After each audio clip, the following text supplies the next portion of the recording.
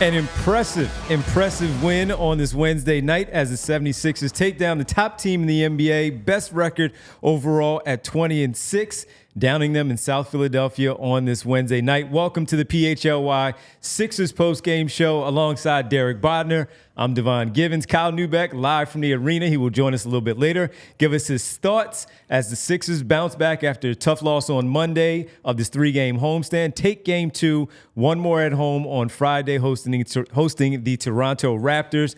But jumping in on this one, the best team with the best record in the NBA coming into tonight's game. Now 20-6 after this loss. Sixers 19-8. A very, very good win as Joel Embiid tops 51 points. He got a bucket late after he missed a free throw. An offensive rebound by the Sixers, allowing him to hit a short jumper, to cross that 50-point threshold. Tyrese Maxey, phenomenal. As good as Joel Embiid was tonight, I think a lot of praise should go to Tyrese Maxey tonight for the job that he did, where I thought the defense from Minnesota was really strong on him early on. And once again, he figured it out. He finished with 35 points on 12 for 24 shooting, dropping in 5 3-pointers, 6 free throws, turning the ball over 5 times. But we don't see that a lot. But again, that defense was after him early on with those guys having that length on them, from McDaniels to Troy Brown and Mike Conley just being a smart one, Anthony Edwards as well. A very, very, very good win for this basketball team. 86 points combined for their 2 stars. Joel Embiid calling Tyrese Maxey, as we were watching the television broadcast, should be the all-star starter. It's going to be hard to keep him off that team. I've said a lot already as we've gotten started. We want to hear from you throughout the show during the chat, of course. And I got to go to my man on my left here, Derek Bodner. Derek, a very good win tonight. Well, you had to go to me at some point. That was a 2-minute monologue to start the show, my man. I'm sorry, man. Hey. No, look, this was one of the, if you're looking, and I think we tend to overreact to game-to-game stuff. Every time they struggle against a good team, we see people online, on Twitter, in the comments section, overreacting. I think you can overreact to a win. But if you want to talk about one win where you have a chance to really inspire confidence for your team to come out and show your fans what they are capable of. And look, you mentioned it. I think it's the second game in a row where nobody else other than Embiid and Maxey reached double figures. That's fine, because what you want to see is that your 2 stars, your 2 tentpole franchise players, are able to dominate against the toughest competition in the league. And this is a team, you mentioned their record, but defensively, they are so far out ahead of everyone else in terms of net rating, in terms of impact, in terms of versatility. This is as dominant of a defense as there is in the NBA. This is a theoretically tough matchup for the Sixers because they have Rudy Gobert to anchor it, because they have Jaden McDaniels there to throw length at Tyrese Maxey. Just an incredible option to have for a team like the Wolves, who can throw someone that big, who can credibly defend Tyrese Maxey and stay with him on a perimeter. That is as tough of a pick-and-roll tandem as you're going to get. And your 2 franchise guys, your 2 people that you're looking towards in order to make you relevant as a contender, come out and drop 86 points on them on, maybe 49 shots? It was an incredible display of efficiency. You had Embiid carrying them in the first half. You had Tyrese Maxey come out with, 10 points in the first 6 minutes of the fourth quarter, as the Sixers were looking to extend the lead with Embiid on the bench. You had both of your 2 franchise players, your superstar and your other could-be superstar, would-be superstar, come out and give you a display that has to inspire confidence. And like I said, I think we can make too much out of single games. Every single game in the NBA is borderline worthless. They're 1 of 82. I believe that thoroughly, but this shows you what they're capable of. And it might be the most exciting game they've played this year. Not necessarily because it was down to the wire, not necessarily because it was back and forth, but just because of what your 2 stars showed you. Well, I agree with you 100%. And we've seen this from Joel Embiid a number of times, so this is not new. And listen, we've also seen this from Tyrese Maxey as well. But as we talked about him on Monday after the tough loss to Chicago, it was different. It wasn't length. It was maybe more physicality with the smaller guards in terms of looking at Alex Caruso, Javon Carter, et cetera, for what they were able to do, bodying him up, making it really difficult, fighting over those screens to take away his driving lanes, not allowing him the comfortability there, not allowing him to set his feet behind the 3-point line, no matter the distance, so he can get that shot off. Tonight, early on, same thing. He's picking his spots, picking and choosing how this is going to go. And once he figured it out in the second quarter, he erupted for 17 in the second, allowing the Sixers to have a 4-point lead where it really looked like the way that Anthony Edwards and Karl Anthony Towns were playing in that second quarter, that this might be a tough one, because you could already get the sense that the other Sixers were having another difficult shooting night. So what do you need? You need your two best to do what they did tonight. And I already saw that we had a super chat to your point about Tyrese Maxey. I brought it up as well as we open things up. Ernest Peterson laying out that the biggest takeaway is Maxey's 35. Sure. Not a single easy bucket against some trees and a gamer in McDaniels. And by the way, I didn't expect McDaniels to score the way he did in that first half, where that was maybe the best game of his career. He was cooking them, and this was like his fifth game back from injury. And I had written that down in my notes because it was the first thing that I noticed, that what they did. Chris Finch, you talked about him the other day of how good of a coach he is, and I was saying I was more reluctant when they made the hire from afar. The guy's a good coach, but I like what they did defensively, throwing that length of McDaniels on Tyrese Maxey early to try to take away from getting into their offensive sets. And when they're in the offensive sets and the ball goes to Embiid, you still have Rudy Gobert, arguably, again, one of the best defenders, right, in the league at that big man position. But Tyrese Maxey, as we talk about his growth, can he be this second star? Can he do this in the postseason? This doesn't necessarily answer the question. But what it does do is give us, again, another glimpse, another example of why many of us do feel like he can be that guy. It doesn't take away from what you may want later on as we get closer to the deadline. But he just did that against a perimeter defender that many believe is the best in the league. That's an all-NBA defender who's very good at the point of attack, on ball, and as a help man as well. Has the length over a shorter Tyrese Maxey, and Maxey figured it out once again against Anthony Edwards, who has gotten much better at his defensive play, and that's just the want to. He wants to play defense, and he is showing how good he is. And it's crazy that we're talking about a 35-point performance as he shot 50% from the floor when the best player in the league gave you 51 tonight. But it stands out more for what he did against this team, because we already have answers about Joel Embiid. We're still, as much praise as we give Tyrese Maxey, we are still searching for some answers as we wonder how good can he be. We already figured out that he can be an all-star in this league, maybe an all-NBA guard. He has a lot of work to do. We talked about it on our Reading Terminal show yesterday of who he's going against in the Eastern Conference. But the way that he played tonight against that defense, figuring it out, and not only the outside shooting, there was two plays, back-to-back possessions for Maxey and the Sixers, where he drove to the basket. Rudy Gobert was in foul trouble all evening long. He picked up a quick one in less than a minute to start the game, and then Joel Embiid had them all in foul trouble, man. They all had two quick fouls. All the time, right? But for me, I saw a good drive, one good drive that we saw, two actually, from Tobias Harris in the third quarter, where he drove, where he became the dribble handoff man with Embiid, the dribble handoff partner. He drove, got a dunk, and then he drove another and made another good play at the rim. And Rudy Gobert couldn't contest because he was already in foul trouble, and if he did, he was going to be out. So great job, right? Well, in the fourth quarter, while Rudy Gobert was still out there, Maxey had a great play.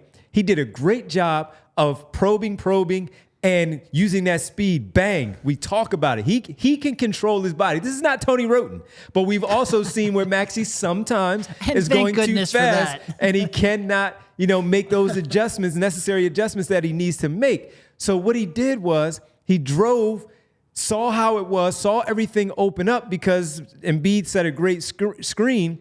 And now he uses the speed, but also tamed it a little bit. He took his foot off the gas and then accelerated again while Gobert had his back turned, so he rode up his back. And as Gobert turned around, he then had a great layup finish under the arms of Gobert, not allowing him to block the play. And then he had another one on the very next possession that was an and one, and he got animated with the crowd, made the free throw, pushed the lead to 14, 110-96.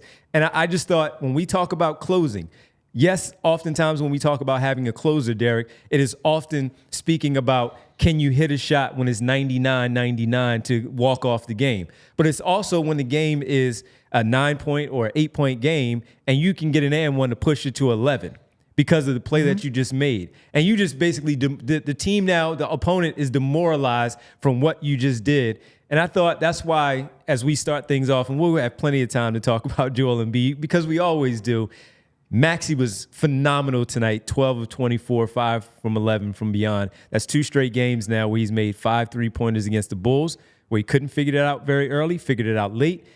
He figured it out faster in this Minnesota game where the second quarter became his with that 17. No, and that to me really is as great as Joel Embiid's 51 and 12 is, and obviously that's a phenomenal game, especially when you're going up against a multi-time defensive player of the year and a team with the best defense in the league. But Maxey is almost always the focus because Maxey is what's different. And to watch him, like you said, to make that adjustment, to come out, and I don't want to say he struggled necessarily in the first quarter, but he wasn't really putting an imprint on the game the way he was. And this is a couple games in a row now where he might struggle early on against different kind of defenses, but good defenses, and find a way to find success against Jaden McDaniels, against Alex Caruso late when you really need him. And like I said, that 6-minute stretch in the first quarter is maybe the key part of the game for me because they were able to extend the lead with Embiid on the bench and Tyrese Maxey cooking. And you got some good plays from other people. I thought Paul Reed, who has struggled, I think, a lot recently, I thought he was real good in that stretch. A couple good offensive rebounds, a nice bounce pass to Maxey when he was cutting the basket. But that was a Tyrese Maxey-led group. Maxey got 10 of those points, and he was finding ways to score. I'm glad you brought up that play where he went at Gobert and adjusted like that. That is the kind of play where there aren't very many people who have the kind of body control and touch to be able to pull that off. And he just found ways to score against a really tough matchup. And he's been doing that pretty consistently. And yeah, he has his off nights. And he had a couple games there where his jumper was off from the perimeter and people sort of panicked. Well, now he's 3rd game in a row, 5 threes, hitting some deep threes, off of pull-ups, running off of screens. He's just a really, really, really good basketball player. You know, he likes to joke that when he's asked about Joel Embiid, he just says, Joel Embiid's really good at basketball. I'm starting to get to the point where it's just my analysis is, hey, Tyrese Maxey's really good at basketball. He's really good at basketball. He really is. And to see that again, 35, just to give everybody the numbers, we'll get to your chats and all of that as we have plenty of time. Kyle will join us later. 35.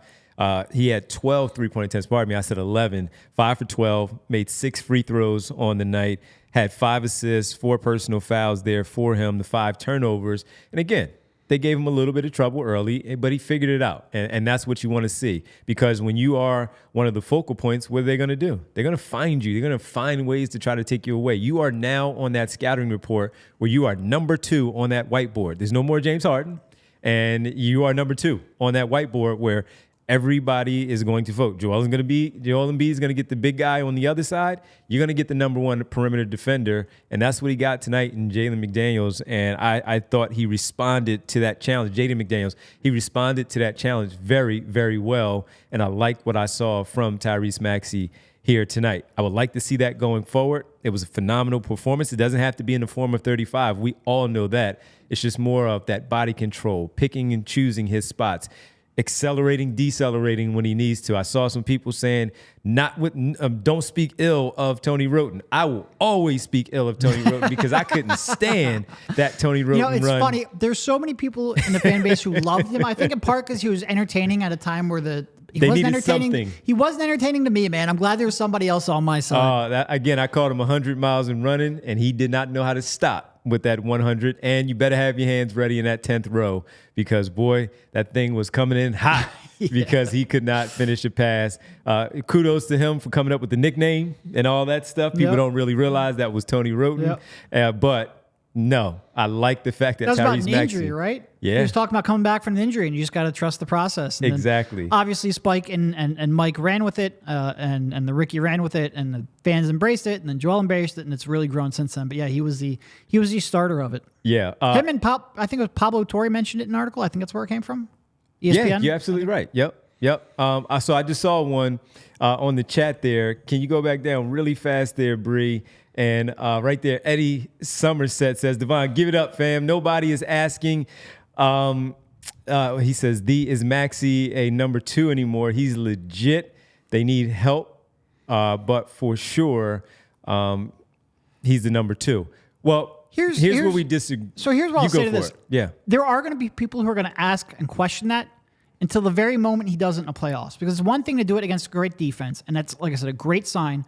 It is still only one game, The great coaches, the great teams are going to find ways to adjust. The scheme you see in game one is going to be, there's going to be 3 or 4 more by the end of the series, especially when you're number 1 or number 2 on a scouting report. You have to see him adjust. It's clear he has the skills. It's clear he has the talent. I think he's shown that throughout the season. I think he showed that tonight. Can he make the adjustments on the fly in the playoffs against the elite of the elite of the elite? That's the next question. And unfortunately, that's something where we're not going to have any chance to really answer that question until the playoffs. And Eddie, look, I think he's a clear-cut number 2 like you, Eddie.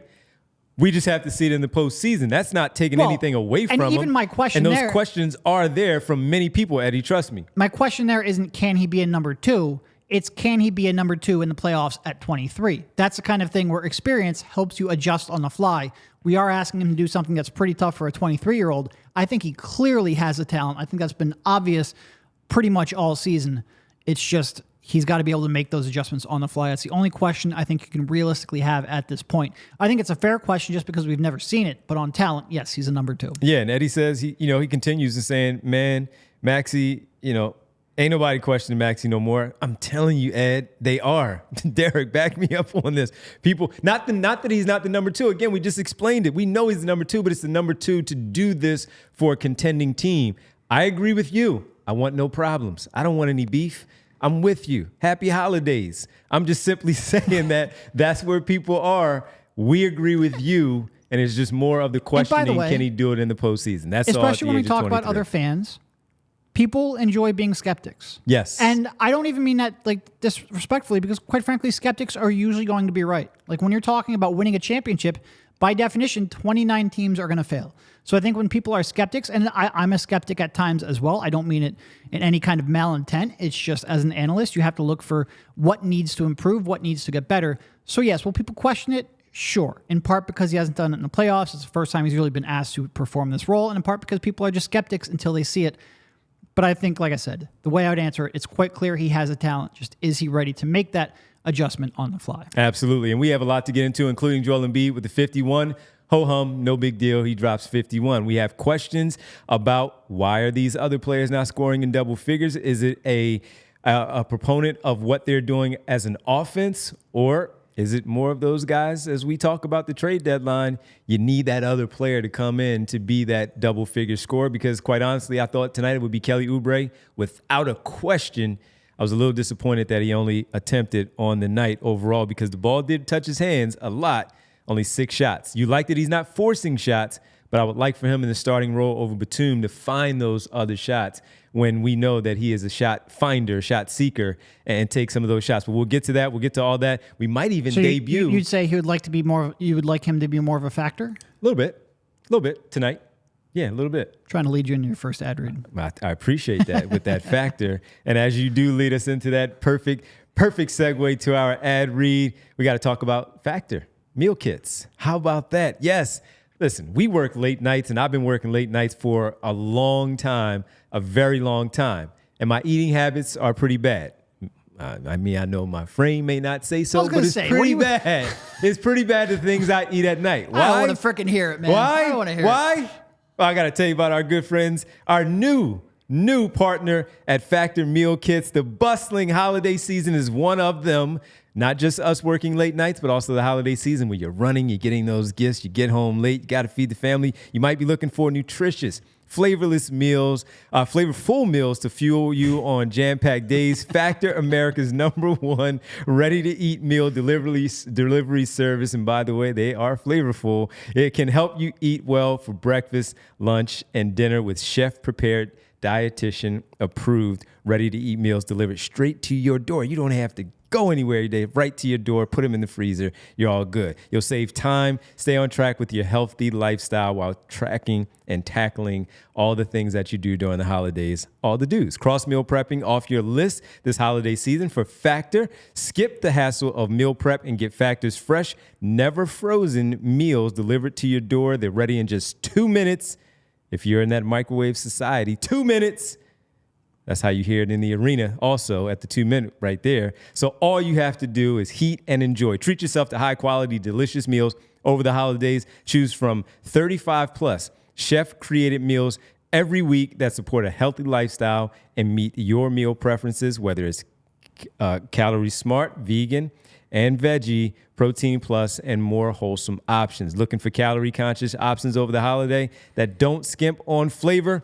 Well, we have it for you. Try delicious, dietitian approved Calorie Smart meals with around or less than 550 calories per serving, or you need an extra boost to support your wellness goals and feel your best during the holidays? Try the Protein Plus meals with 30 grams of protein or more per saving. Head to factormeals.com/Sixers50 and use a code, again, Sixers50 to get 50% off. The code, once again, Sixers50 at factormeals.com/Sixers50 to get 50% off. Gotta say, Devon, man, might have had a turnover or two at the beginning of that ad read, but by the end, you were draining threes. Like Tyrese Maxey. Also want to tell you about Game Time, because you are going to want to get down there, see Joel Embiid, see Tyrese Maxey and friends. Buying tickets to your favorite events shouldn't be stressful. Game Time is the fast and easy way to buy tickets for all sports, music, comedy, and theater near you. With killer deals on last-minute tickets and their best price guarantee, you can stop stressing over the tickets and start getting hyped for the fun you'll have. Game Time is the place for last-minute ticket deals. Forget planning months in advance. Game Time has deals on tickets right up to the day of the event. And the Game Time guarantee means you'll always get the best price. If you find tickets in the same section and row for less, Game Time will credit you 110% of the difference. It's the fastest growing ticketing app in the country for a reason. With Game Time, you get images of your seat before you buy, so you know exactly what to expect when you arrive. And you can buy tickets in a matter of seconds. 2 taps and you're set, with tickets sent directly to your phone, so you never have to dig through your email. Snag the tickets without the stress with Game Time. Download the Game Time app, create an account, and use code PHLY for $20 off your first purchase. Terms apply. Again, create an account and redeem code PHLY for $20 off. Download Game Time today. Last minute tickets, lowest price guaranteed. So I see Taff K. Yam says Devon was the scarecrow understudy in the Broadway production of The Wiz because I'm so skinny. Hey, man, what can I tell you? You know, I can still eat better. Even though, you know, I'm thin, but I appreciate it. Hey, and by the way, I'm all for the jokes, man. Complaining about his diet. I'm all good, man. It's all good. I got to complain about my diet. We've got Devon. Late nights, man. Come on. Devon in the chat asking why Maxey being a number 2 is in question when Ant isn't, with less playoff experience and the same age. Well, I think he's the number 1. Yeah, well, first of all, he is number 1. But also, I just think Minnesota's expectations for this year aren't as high. And also, you're not living in Minnesota, and frankly, Minnesota sports teams or sports fans probably don't obsess over their teams like we do here in Philly. I think expectations are probably just high. There's more scrutiny, more eyeballs. And like I said, because of Embiid and the timeline he's on, there's probably a little more pressure right now. Whereas Ant, I think people, if they go and have, like, let's say a second round flameout, they'll probably be happy because he's growing into something bigger. He's so young. He has so much rope ahead of, or highway ahead of him. Whereas Maxey, it's like you want to win with Embiid right now. So I think the pressure is just a little bit different. But I think if you were sitting down and analyzing the Wolves, you'd probably go like, yeah, they're 17th ranked offense. I have a little concern whether or not they can execute in the playoffs. Yeah, absolutely. And he's accelerated to where he's gotten so much better, and his ascent is crazy. And there's just a little bit where, like, Maxey is a short guard, and it is tougher for them. Like, Ant can just rise up and shoot over you at times, and Maxey doesn't really have that luxury. He has to create that space. It just gets a little bit tougher in the playoffs. I think there is, like, that kind of archetype is tough, and until you see them exceed in the playoffs for an extended run, like I said, there's going to be a little more skepticism than maybe someone built like Ant Edwards. And we appreciate that, Devon. And we get to another. Bernard asks, fellas, when it's all said and done, Embiid will be a top 20 player all time. I just want him to be healthy and clutch in the end. And Bernard, that's one thing that when we talked about how great Joel Embiid has been so far this season, and we got into the MVP conversation on yesterday's show. If you didn't catch it, Reading Terminal, make sure after we're done here, you can go back and check it out again on our YouTube channel or podcast, wherever you get your podcast. The one thing that Derek has talked about is just wanting to see a healthy Embiid in the playoffs. No broken nose, no broken thumb. Eye socket blown up. Yeah, eye socket all blown. No knee problem, anything. A healthy Embiid where we're not giving a caveat to how things played out, just simply pointing out, hey, he didn't have it, and here's why, and we discuss it. If he is healthy in the playoffs, I think a lot of people would really give the Sixers, depending on the matchup also, a really good chance to advance in the next round from the first, and we'll see about the second to the Eastern Conference Finals. But Bernard, we agree with you. He is a very, very good player. He is arguably one of the best big men of all time already. It's just a matter of where. Will he be a top 20? I don't know. Hall of Fame conversation. That's already there. We get it. The guy's tremendous. Yeah. He had 51 tonight, Derek. And there were some frustrating possessions, even with the 51, where you could pass the ball right there, Joel. Somebody I saw Kelly Oubre was like throwing a party in the corner. When you were in the arena and you said that on Twitter. You needed a clip he was of like that. Kneeling down and slapping the ground. He started jogging back before Embiid even shot the ball. He was very frustrated in that moment. It was and that is frustrating to watch at times. That didn't show up on TV? I didn't see it. I didn't see it. And then there was another in the one. comments. Let me know if that showed up on TV because I've been dying to see a clip. Okay. He was beside himself that he was. And he should have been if he was wide open because we've seen it. Daniel House had one in the third. I think it was the second or the third quarter where he was wide open and Embiid had two men around him because his man sagged off. Right. And he sagged off. Free throw line extended right there for that. So he had the vision to just simply drill the pass to the corner to allow him to shoot the 3-pointer. Sometimes Embiid doesn't trust his teammates. That part I don't like. And he like if it's Maxey, he's throwing it to Maxey because he trusts Tyrese Maxey. He will throw it to George Niang the 2 seasons before because he trusts him when he passes him the ball to shoot the rock from the corner. I'm guessing he believes that, hey man, this shot right here is a better shot than me passing it to one of these cats in the corner. I disagree. Right. If you make the open pass, you make the right pass. He talked about, we saw the thing where you guys mentioned, the straw poll that you and Kyle participated in for the MVP with Tim Bontemps. And the one thing he says is he doesn't like, right? He likes the ball movement. He doesn't like the ball sticking. Well, it's tough when you hear a quote come out like that. And you do that where Kelly Oubre is jumping up and down, waving his arms, and the same for Daniel House right there. And I believe Marcus Morris also had one where he didn't receive the pass. So we're picking, but those things mean a lot in big games where that doesn't happen. We highlight it and we come back to that later. Yeah. So we didn't want to ignore it because we saw it happen. And to be clear, when I say like Kelly was demonstrative in the corner because he didn't get the pass. I don't think there's any ill will or he was angry at him. He was Kelly's demonstrative in everything he does. He makes a 3, he blows a kiss. He does he's just an expressive guy. But I do agree with you. You would like to see more of those passes made, not just because you want to get your teammates involved, but because it makes Joel Embiid's life easier if the other team isn't so willing to help off of his teammates and the role players. But when you're cooking to the tune of 51 points on 26 shots or whatever it is, you understand why he's going to keep going back, especially because that mid-range jumper, that elbow jumper was automatic again. Yeah. And they just kept giving it to him over and over and over again. At some point, it's like, hey, why don't you double team and just get the ball out of Embiid's hands? And they were sending soft doubles pretty much the entire night. Right. Well, that shot was a layup for him. It's been a layup for him almost all season. I know I checked recently. Both on shots between 10 and 16 feet and between 16 feet and a 3-point line. Embiid was at a career high in both of those spots. And when you're not really sending junk defenses at his way, he's just going to take them and he's going to make them. And it's going to be at a percentage that you can't live with. And that was, again, the way tonight. He scored 51 points on 25 field goal attempts. Part of that is the fact that he got the free throw line 18 times and the dude doesn't miss. And part of that is because those freaking mid-range jumpers were layups. And then when they did start actually closing out on him, he was taking them off the dribble. I think he had 3 dunks today. He came into the season and only had, I think, 12 dunks in 21 appearances before this game. I think he had 3 tonight. Just a very good overall game from Embiid. You don't want to criticize him too much. You would just like to see a pass or 2 here and there, not just to get his teammates going, but to keep the defense honest. That's fair, but he was freaking brilliant against a incredibly tough matchup. Yeah, he absolutely was. And again, 51 is 50. We opened the show talking about how impressive both he and Maxey were combined. 86 points, 51, 35 for those two. Great. Just those things mean something, especially to your teammates who are always willing to do the extra work for you when you know you're going to get that extra pass. There could be some more cutting from time to time, but when they're wide open in the corner like that, just pass the ball to them and allow them to shoot the ball. And then if they make it, as Derek said, it makes your life that much easier when you do that. By the way, Money Mars said, man, F them teammates. Shoot the ball, Joel, because just shoot the rock. As you said, he was rolling. No need to pass the ball. He's rolling. And they were soft double teams.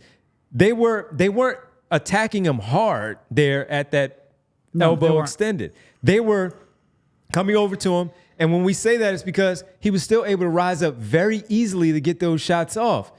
It looks like a tough shot because it is a tough shot, but it's one that they practice. He practices it in the offseason. He practices it during the season. He practices it pregame when he's doing that work there at the arena. And that's a regular shot from him, just from the aesthetics of it all and watching it and for what it would mean more so in that locker room with his teammates and the trust overall that he talks about with his guys. Making that pass will go a long way when he does that with those guys. But he was phenomenal. He was absolutely brilliant tonight once again, shooting at a very high clip and doing so and just punishing him. You talked about the dunks, man.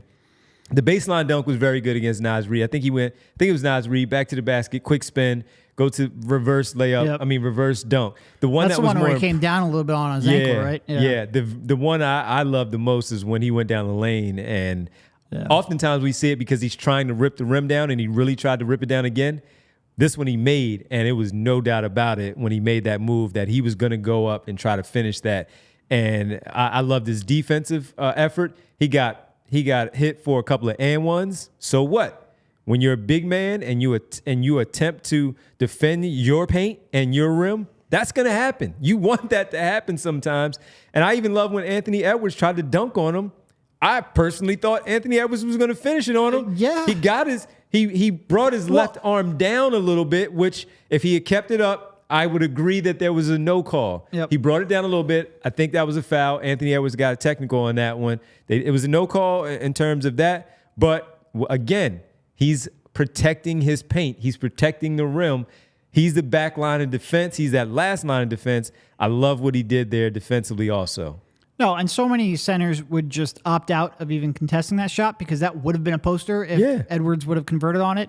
For him to go up there, challenge it, at least credibly defend it without fouling. Like you said, it might have been questionable.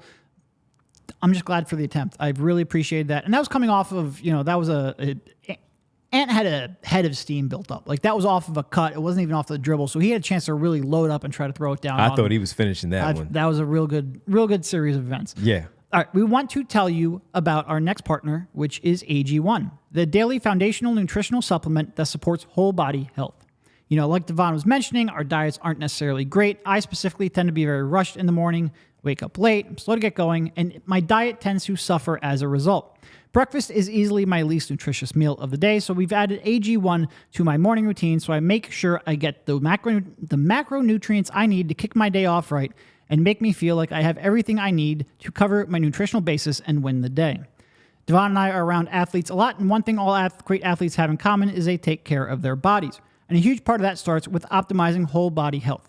A lot of them also drink AG1, which is why I'm a huge fan. With every daily serving, I'm setting myself up for success with 75 high-quality ingredients that give me key daily nutrients and support energy, focus, strength, and clarity. It's a micro habit that delivers macro benefits and helps just about everybody take great care of their health every day.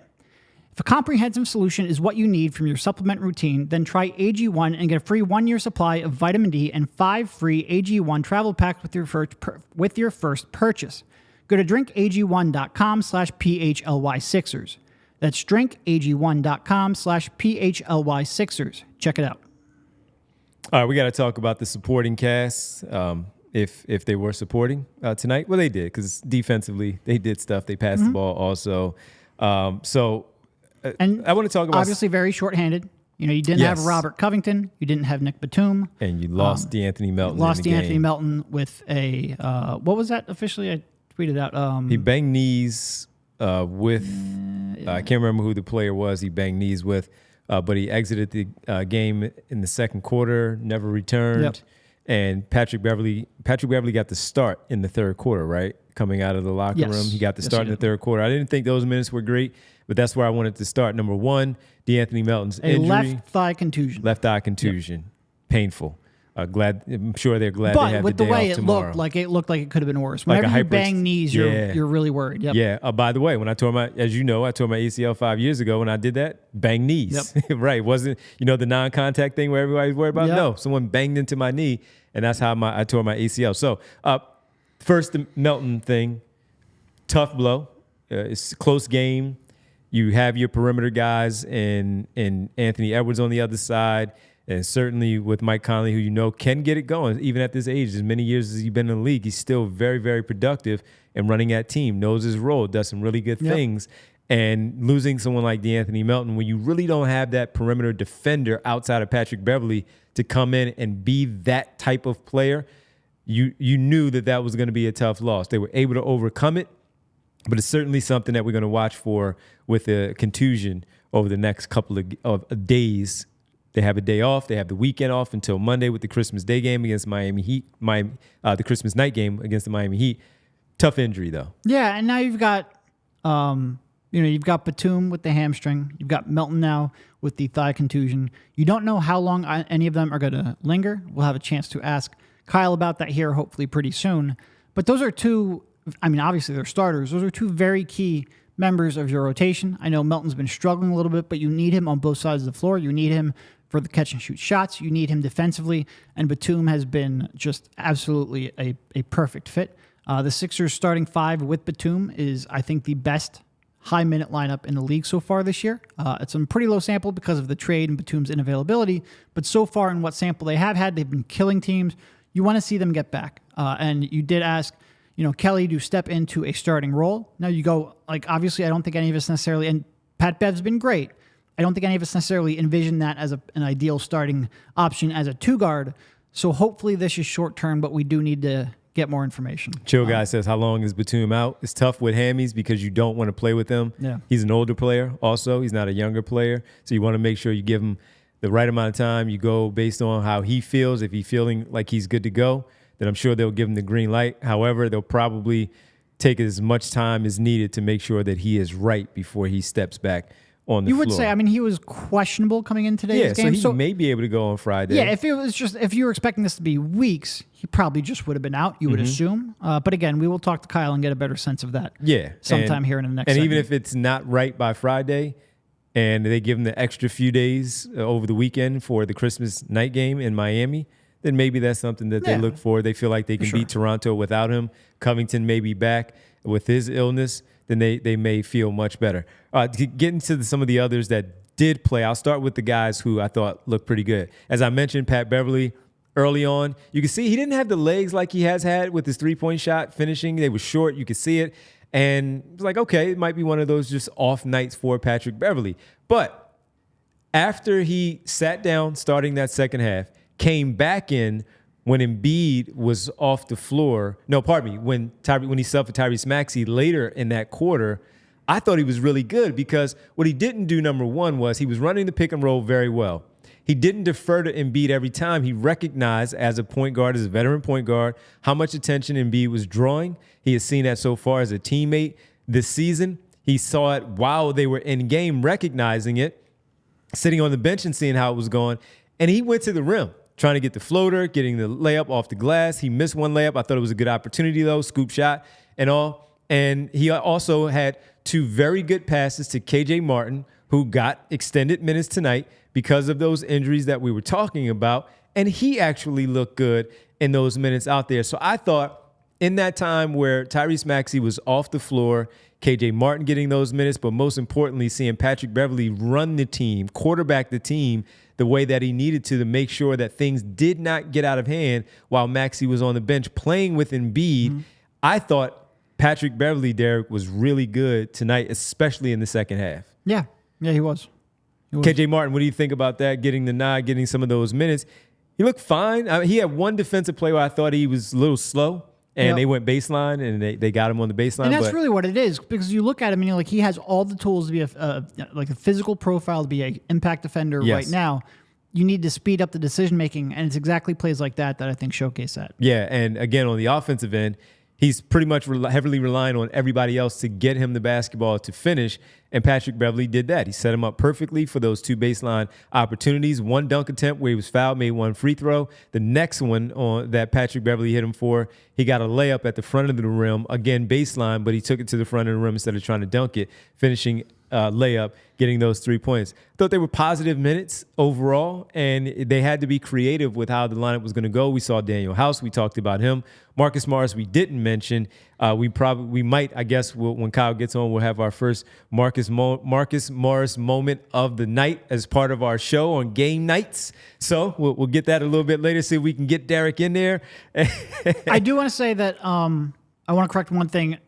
Nico Batum was listed as out in the morning's injury report. Okay. So he wasn't questionable. He was out right from the jump. All right. So we'll see. Again, we'll keep monitoring that. But Marcus Morris tonight, thought he was good with the minutes that he was out there. He was fine. He didn't do overdo anything. Excel. Like he had that one stretch where he had the steal, then went down on the other end, hit the corner three. Outside of that, he was pretty invisible. Yeah. But that's like he didn't stand out offensively, but he also didn't stand out defensively, which is a good sign.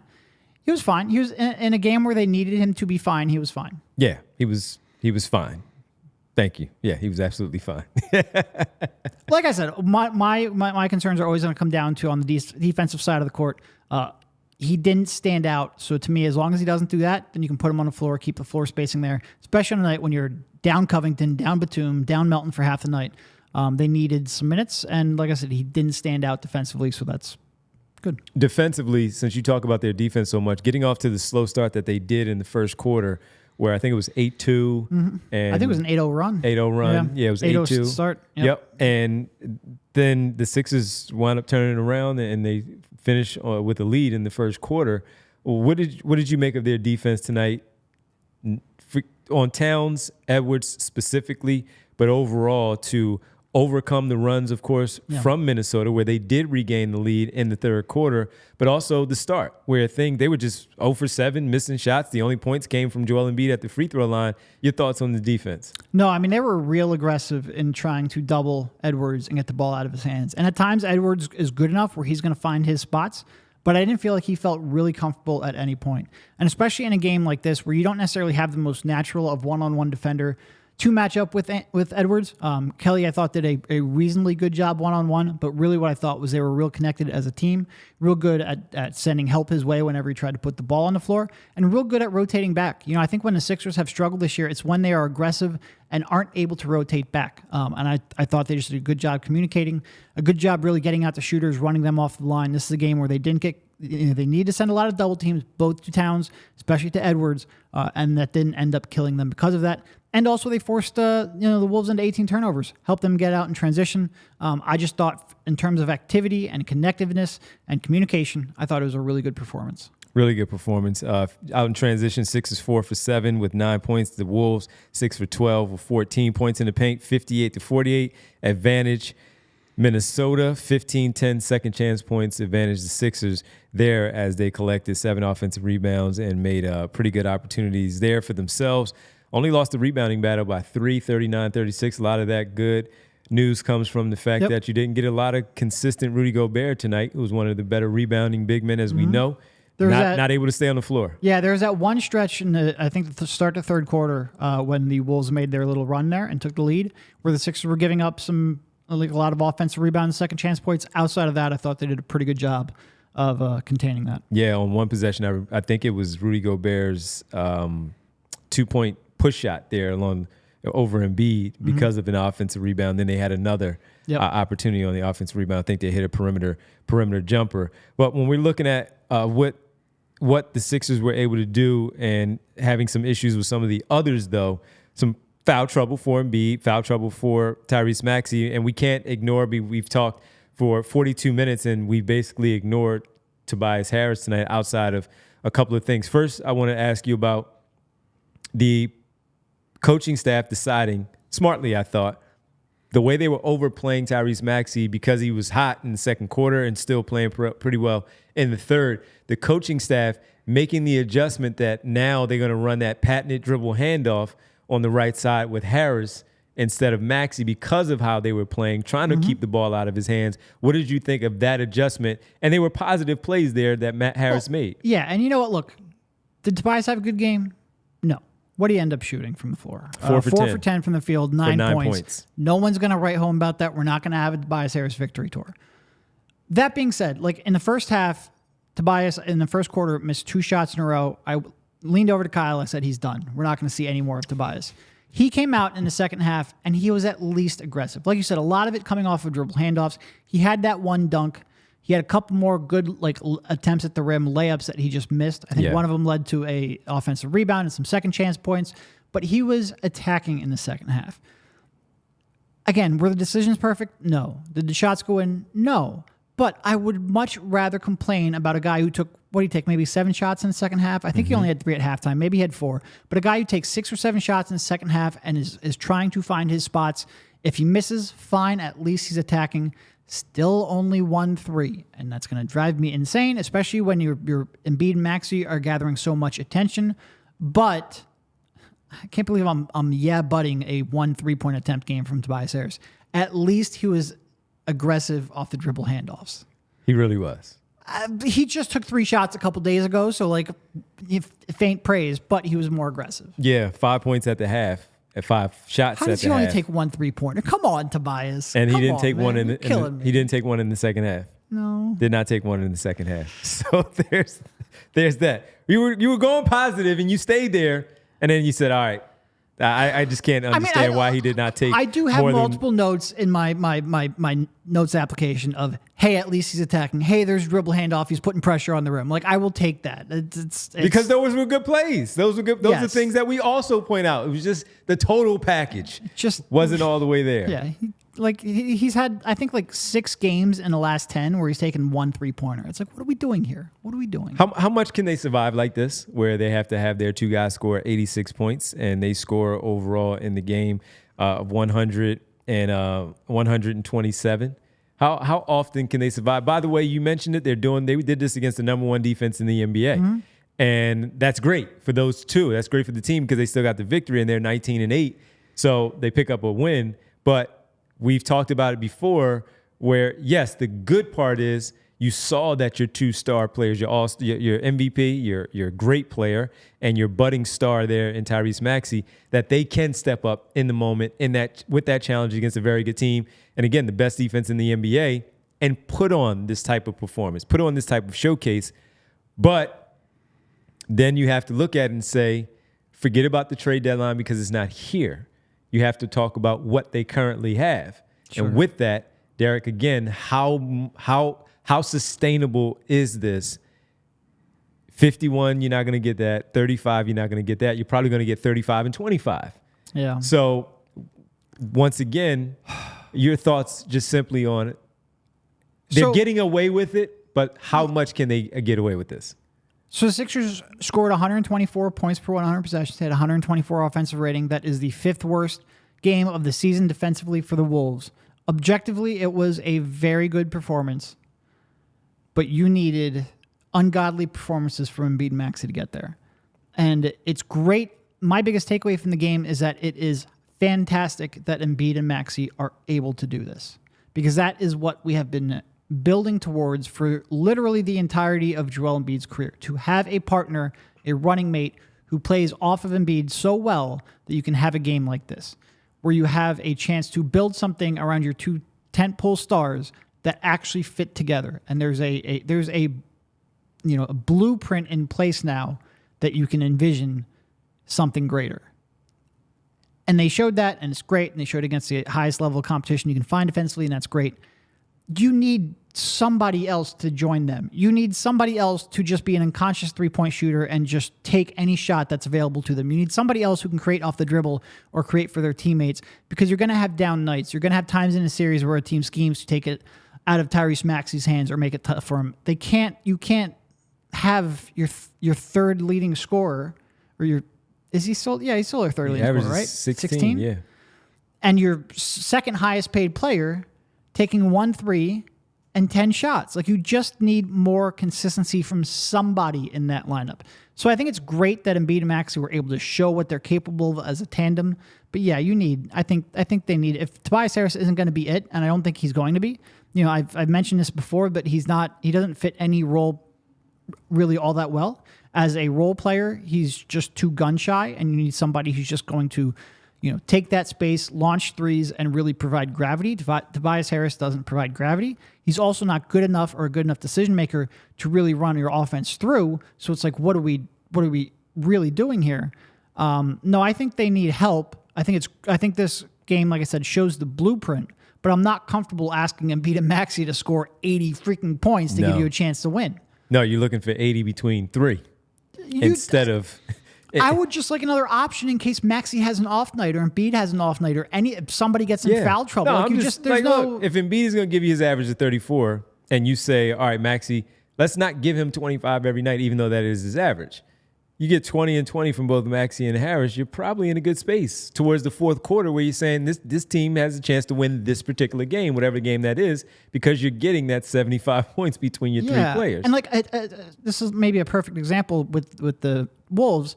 A great defensive team in the playoffs, you give them 7 games, they're going to find a way to take one of your stars out for a game or two. Not for a 7-game series because both teams make adjustments. But at one point, Tyrese Maxey or Joel Embiid just going to hit a wall because the other team threw something at them they weren't expecting. Well, when that wall happens, you need 2 things. First of all, you need your coaching staff to adjust and figure out a new game plan. That might take a little bit of time. But you also need a third option who can credibly then exploit a weakness. Because whenever you double-team Joel or double-team Tyrese Maxey, take the ball out of their hands, you're giving somebody else an opportunity. And you need somebody else who is capable and willing and confident enough to take advantage of that to run them out of that scheme. And right now, you just have no confidence of Tobias Harris getting the ball, realizing, hey, they're loading up on Embiid and Maxey. I need to do something, and running them out of it. It's just not happening. Let me go to the other side with the Tobias Harris piece. What if I'm arguing he's not getting enough opportunities? If I'm playing devil's advocate, what's the argument of, again, he's not getting enough opportunities. The offense is not allowing him to shine. What do you say? I don't buy it. I just don't buy it. I mean, there's so many opportunities where he catches the ball and just swings it around. So many 3-point shots that he doesn't take advantage of. So many times where, like, when Embiid's on the bench, go to work. No, I don't. Like if this and that's his opportunity, especially. This is a name that the chat's going to bring up a lot. Bogdanovich. If he's sitting there flying off screens at 100 miles an hour, at the very least, that's providing gravity and sending defenders running across the court and making Embiid's life easier. Tobias is just standing, and maybe you're right. Maybe he's not getting the opportunity. Well, if that's the case, I want somebody with elite level gravity standing around, so at least there's a defender standing there with him. Or in Bogdanovich's case, a defender running off of a screen, running at 100 miles an hour, and not in position to provide help defense. If what you're saying is true and Tobias isn't getting the opportunity, then he's still not making the most of it because he doesn't have the gravity to make the defense bend. And you also know that Bogdanovich is going to get at least 5-6 3-pointers up in this offense with Maxey and Embiid on the floor. Imagine passing him those balls. Redick right now. Like, would he be like, oh man, the ball didn't find me? Like, no, he'd be running around through all kinds of screens, pin downs, floppy. He'd be doing something to get himself open. Or even if he doesn't get the ball, like I said, he's bringing that defender with him and he's making Embiid and Maxey's life easier. Tobias just doesn't have enough gravity to be a low usage, stand in the corner, don't move, don't touch the ball role player. All right, man. Well, listen, we'll get to Kyle shortly when he joins us from the arena. Toronto is the next opponent. That's on Friday. The Raptors coming into town. Raptors tonight falling to the Denver Nuggets. Is Kyle going to call in here and do his job, or is he just going to avoid us all game? He's got to find out what's going on with DeAnthony Melton. Well, I hope he does. Yeah, locker room. If you're going to ghost me, then you better at least get the Melton news. 113-104 Denver over the Toronto Raptors. Raptors right now 11-16, 3-7 in their last 10, Derek. And we've seen them already a number of times this season. We know who the team is. We know what the team is. They're not very good. We expect them to beat this team. We talked about we expected 2-1 on this homestand just because. And maybe the loss was to Minnesota. Well, they beat Minnesota. They lost to Chicago. Now it's time to take the win against Toronto on Friday night. Another opportunity, maybe shorthanded, may have a few guys back. We don't know, but Toronto is the next opponent. No, I mean, look, if you would have told me, because I think you're right, 2-1 was probably what we were expecting. We would have said, win against the Bulls, win against Toronto, lose against the Wolves. Well, I will take a win over the Wolves to show what you're capable of. 100%. Because you're going to have off nights like against Chicago. You're going to have games where the other team just comes in and is a little hungrier. It's a long 82-game season. It's going to happen. I would rather they showcase their upside and their ability to execute against not only a great defense, but a tough matchup. I'll take this. Yeah. And they have to finish it off with a win against the Raptors. They're clearly a more talented team. The Raptors are struggling. but I'm fine with that. Yeah, I'm right there with you. The way we talked about it on Monday when they lost to Chicago, I often say, and I'll get these guys in on it, but I say it differently. We all agree it's how it happened. And soon as we were done watching that game on Monday, Derek was like, this was a frustrating game, to watch how they lost because of what they did. He said it on the show when we came on and did our post-game show, because it was a frustrating way to lose that basketball game, especially when you had opportunities. Close game, thought they might have won a little bit differently, but since it was close, they had an opportunity, got 2 points. They had the ball in their hands and ball slips out. Other possessions before that, questionable things happened there. But when you bounce back and you beat the team with the best record in the league, the best defense in the league, a budding superstar, potentially, and Anthony Edwards with how he plays, the back line that they have of Rudy Gobert, Karl Anthony Towns, let's not forget about Naz Reid, that's a very, very good win in this one that you take, and then you just make sure that you don't give it up when facing the Toronto Raptors on your home floor. The getaway game of your 3-game homestand before you go on the road for 4 or 5 games over this Christmas and New Year's trip, that you make sure you get the W against a team that you should beat against the Toronto Raptors. So I'll take any combination of Chicago and Minnesota and Toronto over Chicago and Toronto, just because you want it, again, coming off of the stretch of beating Washington and Detroit twice each. Yep. You want to see them play against a much better opponent and show up and win. And this was a revenge game. Remember, folks, Embiid didn't play in that first matchup in Minnesota, and they handled the Sixers very, very well. The Sixers, though, tonight, shorthanded without 2 of their rotational players, a starter and Batum. Same for Robert Covington coming off the bench and then losing Melton in game and then not having any other double-figure scores. This was a very, very impressive win. I'll take the combination, although they have to follow up and do it on Friday. I'll take the combination of this win on Wednesday with one of the other 2s on the front or back end, and now it has to be the one on the back end. One of the better wins for this team this season. Yeah, and look, people made a big deal about their beating the horrible opponents, some of the worst opponents you've ever seen. I mean, when the stretch started, I think the graphic we put up at the beginning was cakewalk. We expected them to be able to, feast during that 6-game stretch.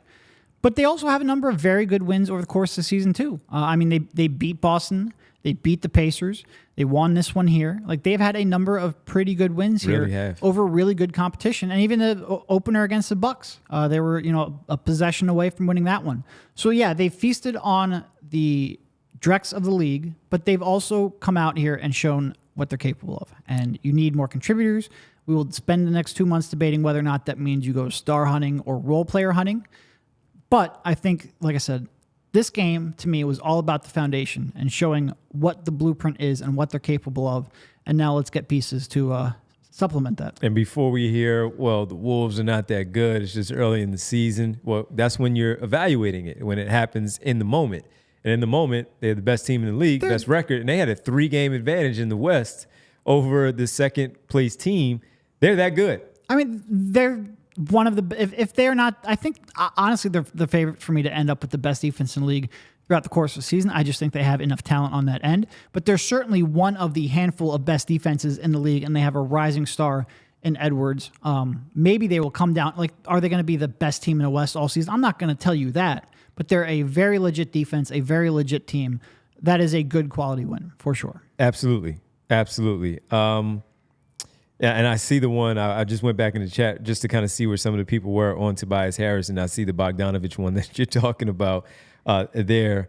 And there's just been a lot of Bogdanovich chat comments in the chat. And here's the other thing I wanted to say, because as we're talking and people are commenting on what we're talking about, this is what I loved of watching before I arrived and watching even when I got here, sitting here with you all, sitting here with Derek and Kyle every day, can't wait to work with Rich, is that while we're doing everything we're doing and talking about all that we're discussing about the game, reading your comments about what took place in the game also, I also love how you all just go after each other and have these great conversations on the side about Bogdanovich, and then it goes to I don't know who Gordon is. It's not Aaron Gordon, but talking about Gordon and getting into speaking about Jaden Ivey also and mixing, and that's the community that Derek and Kyle were building before I got here, and I hope that I'm able to add to it as we all come together and have these discussions 5 days a week, after games, in the off season, all that stuff.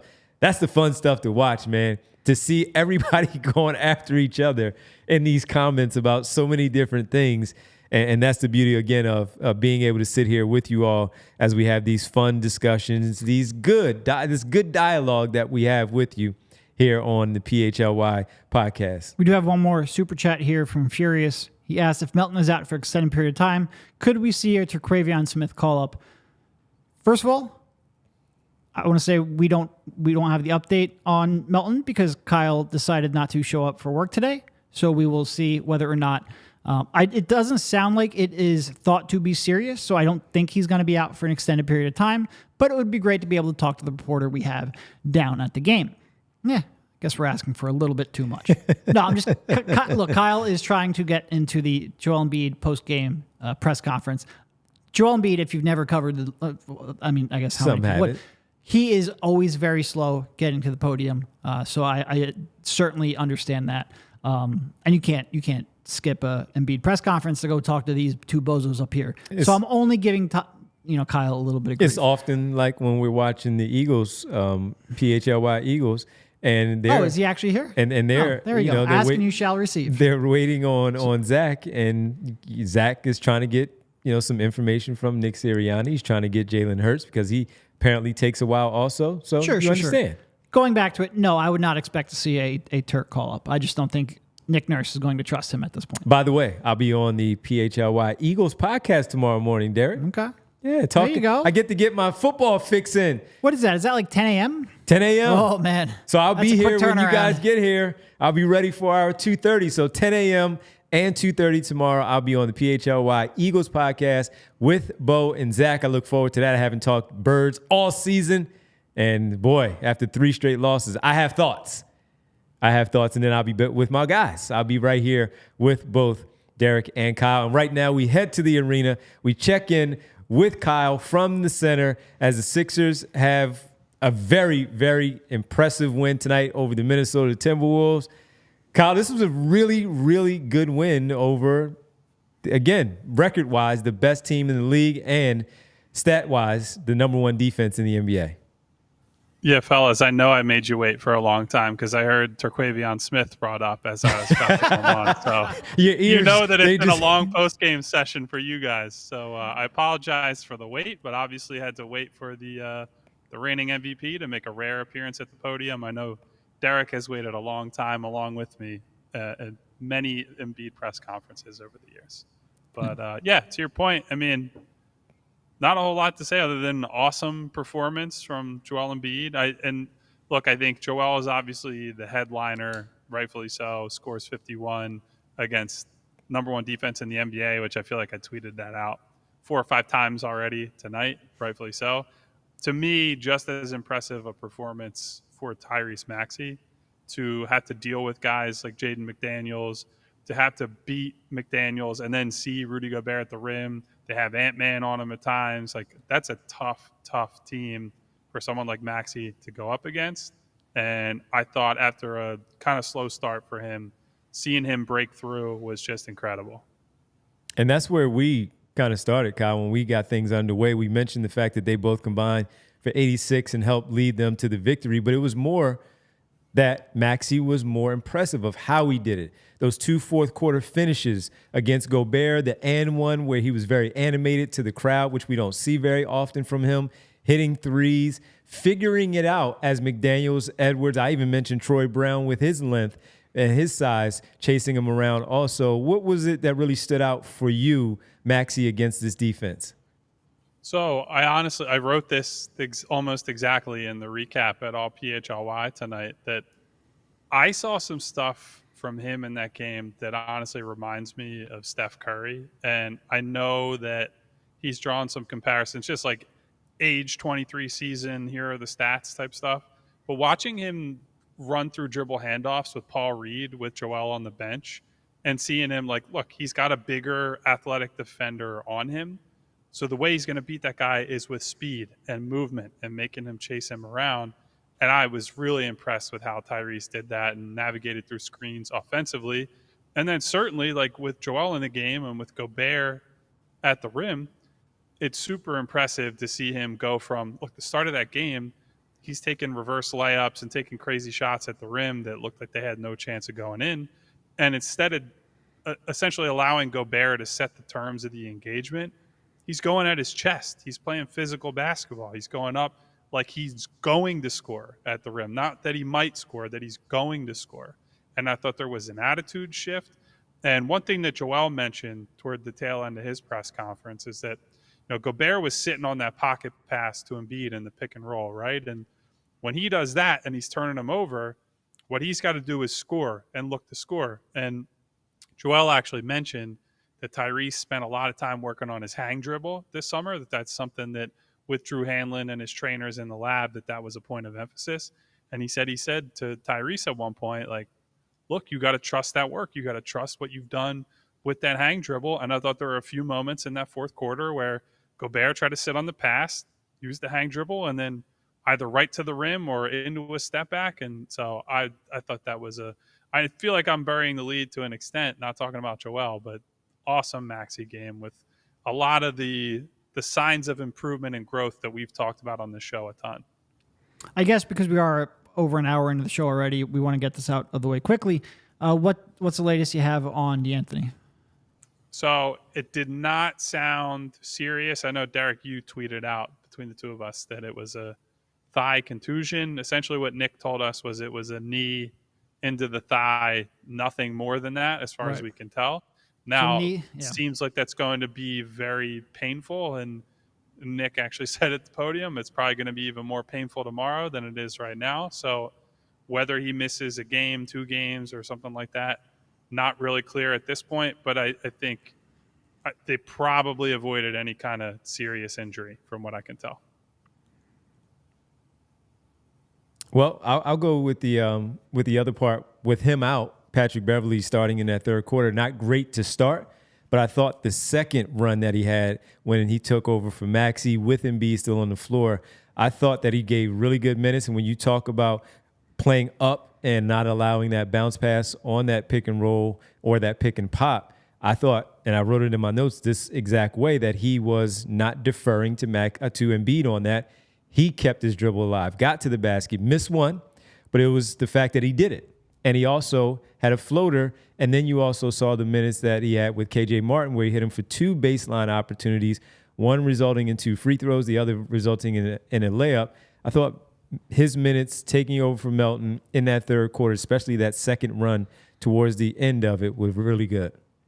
Yeah, and I feel like we've talked about him quite a bit recently, that we've gone from they desperately need a backup ball handler to, Pat's been pretty good running the show and being the guy that Joel needs as just like a table setting type player. I don't know what it's been. I know he had a chat with Nurse at some point to be more aggressive.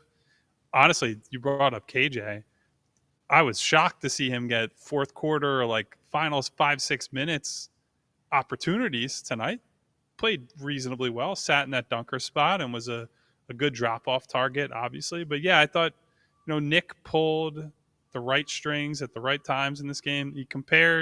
He said when they came out a little flat at the start of the third quarter, what he said was, look, you know this is a big game. You get up for the first half and you're all revved up, charged up. You go into halftime and it's like, all right, I got to find that again. And he didn't feel like they had that in the first few minutes. And both Tyrese and Joel said that they recognized and were told by Nick Nurse, like, hey, it's time for you guys to go and you guys have to lead. And so I think once Joel got going, once Tyrese started to become more involved with the offense, that everybody else sort of followed suit after that. And that goes along with the theme we've talked about a lot, that when the leaders of this team go out there and lead, I think all the other guys are inclined to match their energy and their effort. Yeah. Well, I think just wrapping up sort of like the injury situation, what's the status on Nico? Do you think this is going to be a long-term kind of thing? I mean, I haven't heard anything to that effect. Obviously, most of the questions after the game were regarding the guy who scored 51 points, understandably so. I think we'll probably learn more about Batum maybe at practice tomorrow, assuming they have it, because this team doesn't take days off unless they're they're having it. They've already talked about it. Yep. Yeah, so I would expect we'll learn some more then, but nothing's been indicated to suggest that he's going to be out long term. But I would assume guy in his mid-30s, important role player, they're not going to overtax him with a soft tissue issue, I would say. Well, I thought tonight would be a good night to start off the Marcus Morris moment of the night, but we'll save that for another night to kick things off. He had 5 points. I already told listen, you the moment. Devon, It was when he had that steal in that corner 3. No, that was a moment. Exactly. I leaned over to Derek in the middle of the game. I was like, that's a candidate. Marcus Morris moment of the It's night. the only real candidate. Derek's like, This is he a clear barely one. moved. Derek was very upset that I even brought it up. So. I'll give you one, and then we can go. Here's the Marcus Morris moment of the night. An hour and 10 minutes into it, and you're trying to reach Stop. just to annoy me. Go ahead. Plus 23 game high for the Sixers. And the Game plus minus. Hey, Kyle, we started off with a bang right there, man. Plus 23. All right. Our guy on the podcast. No doubt about it. Kyle, thanks so much, man. We appreciate it. We'll see you tomorrow at 2:30 as we do our show right here. See you guys tomorrow. Thanks, man. Get home safely. Kyle Newbeck live from the arena. Fun times. We always got to get Derek on that. Derek, this was fun, man. Good win. As we talked about it, we'll talk about it a little bit more and a little more in depth with some other things. Get more thoughts from Kyle tomorrow, 2:30, the PHLY Sixers podcast right here on our feed. You make sure you check us out right here on the YouTube at our feed there, or certainly wherever you get your podcasts. You want to thank the people? Take over for Kyle tonight and thank all the folks that we have. We did have some super chats that I can let you know about. Dan, Brian, Dave, Moneymar. Scroll up. I actually don't have Jeff. I already closed my Brian, YouTube window. I have it. Yeah, there you go. Don't worry about it. We got all the folks. Rich, Yams, Leonard, Klizimoto. We have Ramich in there. Dave, Eugene. Everybody that we love speaking with, and if we miss you, we apologize. Jeff, AC, Phila, all the good folks. We hope to see you tomorrow at 2:30. I'll be on the PHLY Eagles podcast with Bo and Zach. Talk a little birds. Tough time right now, 3 in a row. We were frustrated after that loss too on Monday night. Great job as always producing the show. Production excellence. Great assist as always from Brianna. For Derek and Kyle, I'm Devon. We will talk to you tomorrow at 2:30 right here on the PHLY Sixers podcast. Good night.